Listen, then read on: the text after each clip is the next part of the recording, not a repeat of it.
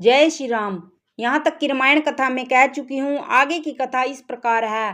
राम राज्याभिषेक, वेद स्तुति, शिव स्तुति।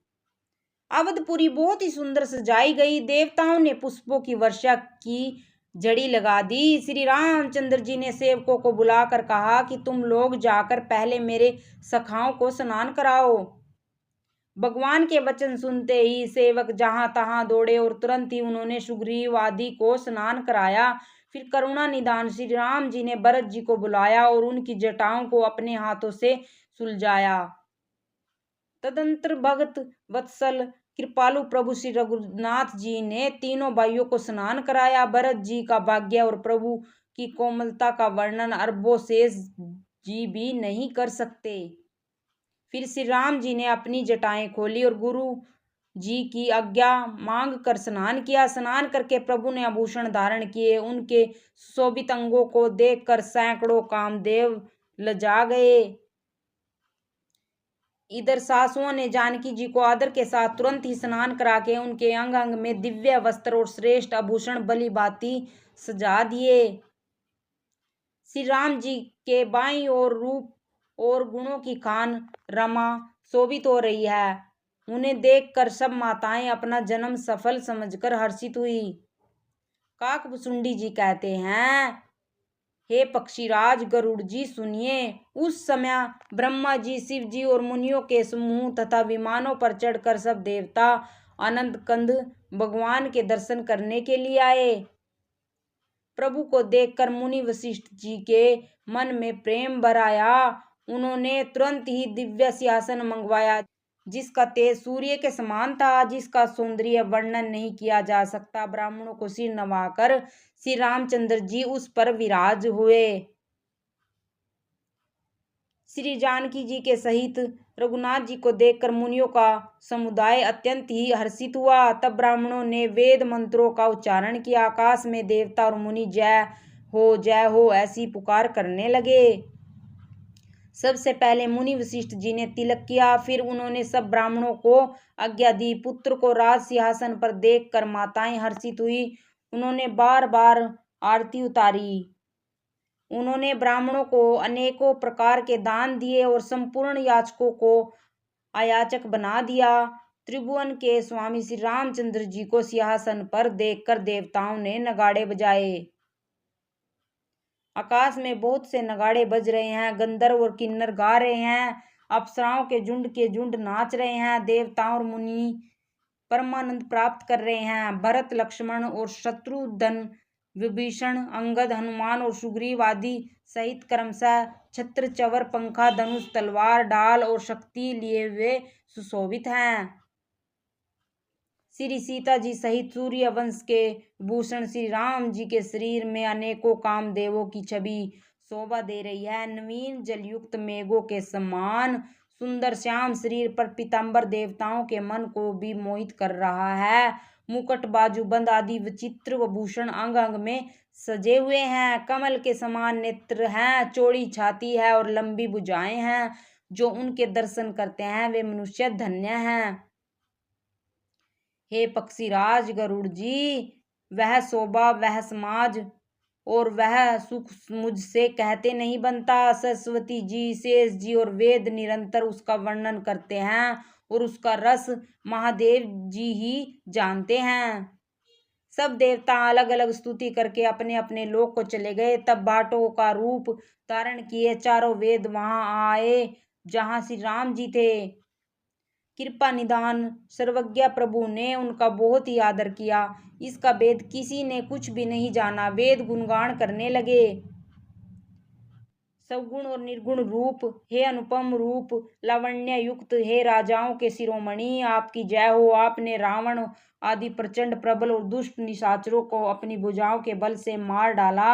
आपने मनुष्य अवतार लेकर संसार के भार को नष्ट करके अत्यंत कठोर दुखों को भस्म कर दिया। हे दयालु, हे शरणागत की रक्षा करने वाले प्रभु, आपकी जय हो। मैं शक्ति सहित शक्तिमान आपको नमस्कार करता हूँ।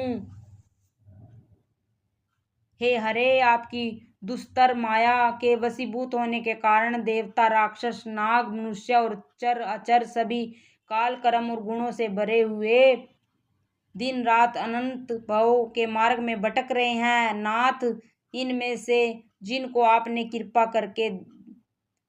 कृपा दृष्टि से देख लिया, वे माया जनित तीनों प्रकार के दुखों से छूट गए। हे जन्म मरण के श्रम को काटने में कुशल श्री राम जी, हमारी रक्षा कीजिए। आपको नमस्कार करते हैं। जिन्होंने मिथ्या ज्ञान के अभिमान में विशेष रूप से मतवाले होकर जन्म मृत्यु को हरने वाली आपकी भक्ति का आदर नहीं किया, हे हरि, उन्हें देव दुर्लभ को पद को पाकर भी हम उस पद से नीचे गिरते देखते हैं। परंतु जो सब आशाओं को छोड़कर आप पर विश्वास करके आपके दास हो रहते हैं, वे केवल आपका नाम ही जप कर बिना ही परिश्रम भवसागर से तर जाते हैं। हे नाथ, ऐसे आपका हम स्मरण करते हैं।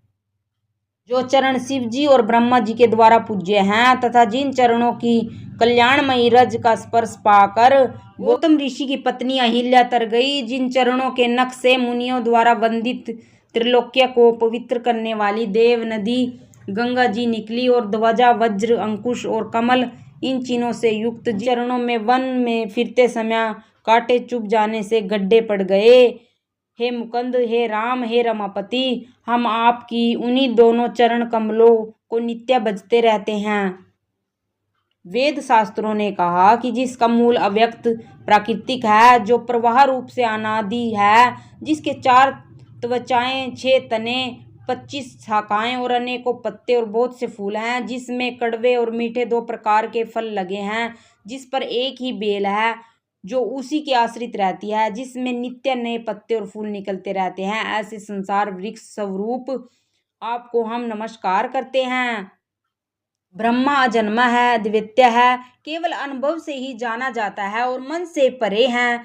ब्रह्म का ध्यान करते हैं, वे ऐसा कहाँ करे और जाना करे। किंतु हे नाथ, हम तो नित्य आपका सगुण यश ही गाते हैं। हे करुणा के धाम प्रभो, हे सद्गुणों की खान, हे देव, हम यह वर मांगते हैं कि मन, वचन और कर्म से विकारों को त्याग कर आपके चरणों में ही प्रेम करें। वेदों ने सबके देखते यह श्रेष्ठ विनती की, फिर वे अंतर्ध्यान हो गए, ब्रह्मलोक को चले गए। काकभुसुंडी जी कहते हैं, हे गरुड़ जी सुनिए। तब शिव जी वहां आए जहां श्री रघुनाथ जी थे और गदगद वाणी से स्तुति करने लगे। उनका शरीर पुलकावली से पूर्ण हो गया।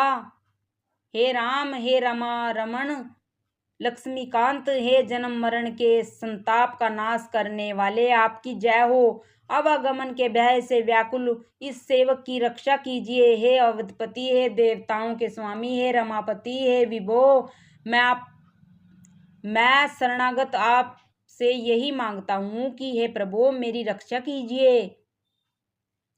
हे 10 सिर और 20 भुजाओं वाले, रावण का विनाश करके पृथ्वी के सब महान रोगों को दूर करने वाले श्री राम जी, राक्षस समूह रूपी जो पतंगे थे, वे सब आपके बाण रूपी अग्नि के प्रचंड तेज से भस्म हो गए। आप पृथ्वी मंडल के अत्यंत सुंदर आभूषण हैं। आप श्रेष्ठ बाण, धनुष और तरकस धारण किए हुए हैं। महान मद, मोह और ममता रूपी रात्रि के अंधकार समूह के नाश करने के लिए आप सूर्य के तेजोमयी किरण समूह हैं। कामदेव रूपी बिल ने मनुष्य रूपी हिरणों के हृदय में कुभोग रूपी बाण मारकर उन्हें गिरा दिया। हे नाथ, हे हरे, उसे मारकर विषय रूपी वन में भूल पड़े हुए इन पामर अनाथ जीवों की रक्षा कीजिए। लोग बहुत से रोगों और वियोगों से मरे हुए हैं। ये सब आपके चरणों के निरादर के फल हैं। जो मनुष्य आपके चरणों में प्रेम नहीं करते, वे अथाह भवसागर में पड़े हैं। जिन्हें आपके चरणों में प्रीति नहीं है, वे नित्य ही अत्यंत दीन, मलिन और दुखी रहते हैं। और जिन्हें आपकी लीला कथा का आधार है, उनको संत और भगवान सदा प्रिय लगने लगते हैं। उनमें न राग है, न लोभ है, न मान है, न मद है। उनको संपत्ति, सुख और विपत्ति सम्मान है। इसी से मुनि लोग योग का भरोसा सदा के लिए त्याग देते हैं और प्रसन्नता के साथ आपके सेवक बन जाते हैं। वे प्रेम पूर्वक नियम लेकर निरंतर शुद्ध हृदय से आपके चरण कमलों की सेवा करते रहते हैं और निरादर और आदर को समान मानकर वे सब संत सुखी होकर पृथ्वी पर विचरते हैं। हे मुनियों के मन रूपी कमल के भमर, हे महान रणधीर एवं अजयी श्री रघुवीर, मैं आपको भजता हूँ, आपकी शरण ग्रहण करता हूँ। हे हरि, आपका नाम जपता हूँ, आपको नमस्कार करता हूँ। आप जन्म मरण रूपी रोग की महान औषध, अभिमान के शत्रु हैं। आप गुणशील और कृपा के परम स्थान हैं। आप लक्ष्मीपति हैं। मैं आपको निरंतर प्रणाम करता हूँ। हे रघुनंदन, द्वंद्व समूह का नाश कीजिए।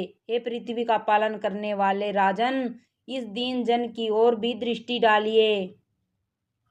मैं आपसे बार बार यही वरदान मांगता हूँ कि मुझे आपके चरण कमलों की अचल भक्ति और आपके भक्तों का सत्संग सदा प्राप्त हो। हे लक्ष्मीपते, हर्षित होकर मुझे यही दीजिए। श्री रामचंद्र जी के गुणों का वर्णन करके उमापति महादेव जी हर्षित होकर कैलाश को चले गए। तब प्रभु ने वानरों को सब प्रकार से सुख देने वाले डेरे दिलवाए। हे गरुड़ जी, सुनिए, यह कथा पवित्र करने वाली है, तीनों प्रकार के तापों और जन्म मृत्यु के भय का नाश करने वाली है। महाराज श्री रामचंद्र जी के कल्याणमयी राज्याभिषेक का चरित्र सुनकर मनुष्य वैराग्य और ज्ञान प्राप्त करते हैं, और जो मनुष्य सकाम भाव से सुनते और गाते हैं वे अनेकों प्रकार के सुख और संपत्ति पाते हैं। वे जगत में देव दुर्लभ सुखों को भोग कर अंत काल में श्री रघुनाथ जी के परम धाम को जाते हैं। इसे जो जीवन मुक्त, विरक्त और विषयी सुनते हैं वे भक्ति, मुक्ति और नवीन संपत्ति पाते हैं। हे पक्षीराज गरुड़ जी, मैंने अपनी बुद्धि की पहुंच के अनुसार राम कथा वर्णन की है, जो जन्म मरण भय और दुख हरने वाली है। यह वैराग्य, विवेक और भक्ति को दृढ़ करने वाली है तथा मोह रूपी नदी के लिए सुंदर नाव है। अवधपुरी में नित्य नए मंगल उत्सव होते हैं। सभी वर्गों के लोग हर्षित रहते हैं। श्री राम जी के चरण कमलों में जिन्हें श्री शिव जी, मुनिगण और ब्रह्मा जी भी नमस्कार करते हैं, सबकी नित्य नवीन प्रीति है। भिक्षुकों को बहुत प्रकार के वस्त्र आभूषण पहनाए गए और ब्राह्मणों ने नाना प्रकार के दान पाए। जय श्री राम।